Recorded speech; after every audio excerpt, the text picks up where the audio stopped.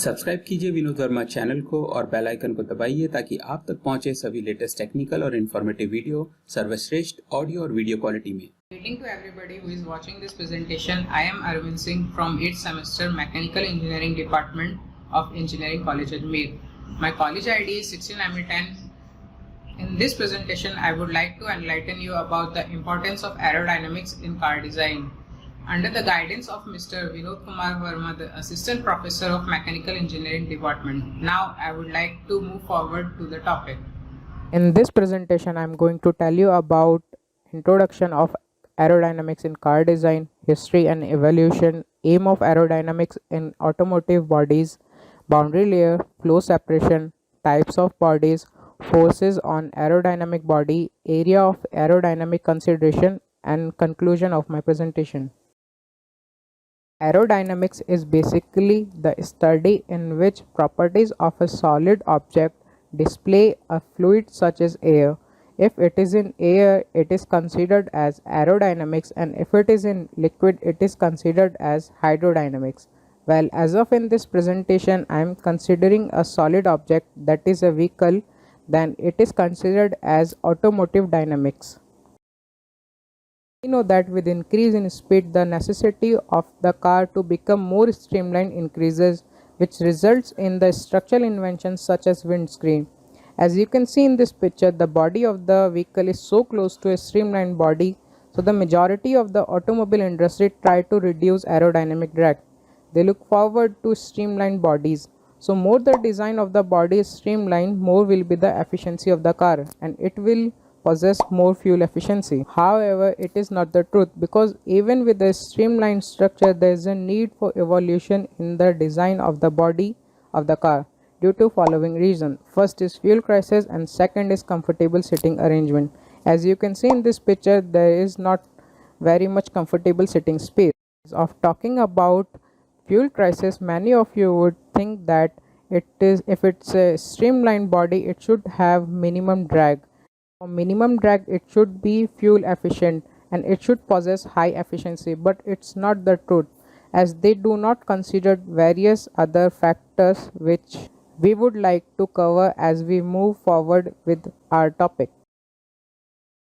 Now, I would like to discuss about the aim of aerodynamics in automotive bodies. They are cooling, performance, comfort, stability, and visibility. Boundary layer. So I would like to tell you about the various factors that occur in a boundary layer. So when fluid passes an immersed body, a thin boundary layer will develop near the solid body due to no slip condition. In a no slip condition, basically the molecules are just attached to the surface of the solid body and have zero velocity. Next is viscous effect. Well, viscous effect considered inside the boundary layer, as a fluid has viscosity, so obviously there will be viscous effect. So considering both the reasons, that is no slip condition and viscous effect, that forms a boundary layer. Now we know that the boundary layer basically depend on the type of flow, which are first laminar boundary layer and second turbulent boundary layer. Now talking about laminar boundary layer, so laminar boundary layer can be defined as the flow that occur layer by layer and has low velocity, whose behavior is predictable, whereas the turbulent flow is completely unpredictable and not well defined. It is more complex as compared to laminar boundary layer. When it continue to flow, there comes a point when the slope gets negative, and from that point the flow start getting separated and slope keeps on getting more negative. So basically in a streamlined body, there occur many difficulties in flow separation. Now flow separation is nothing but just the detachment of the boundary layer from a surface into a weak, which happen due to adverse pressure gradient. Up with the types of bodies. Well, there are two types of bodies. First is streamlined bodies and second is bluff body. Firstly, I would like to discuss about the streamlined bodies. Streamlined bodies can be defined as the body whose surface is aligned with the streamline when the body is placed in the flow. It offers great shear stress or shear friction as compared to pressure drag. There is a minimum pressure drag in streamlined body, and separation generally occur due to trailing edges, as you can see in this diagram.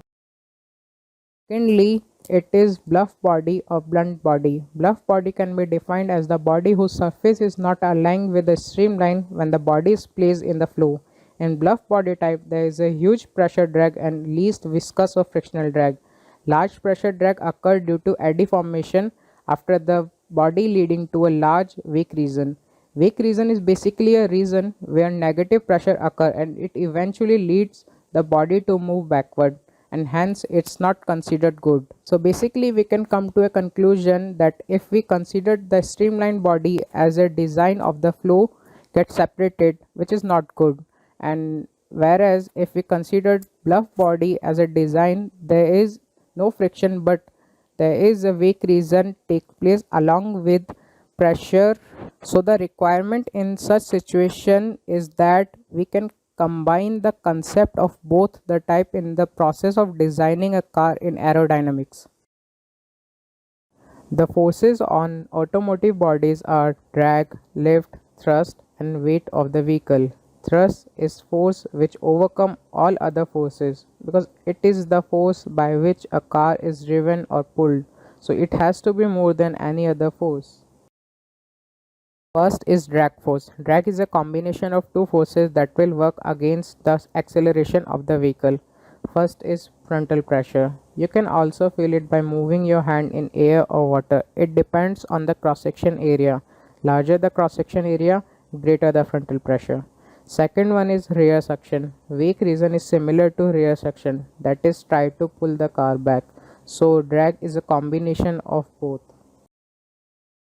So as you can see, drag can be calculated mathematically. It is equals to drag coefficient into frontal area into dynamic pressure. So frontal area is very important while considering the effect of drag. Minimum frontal area is preferred. For a streamlined body, surface area is considered. In this slide, as you can see that for a cube which is a proper bluff body has a drag coefficient of 1.05.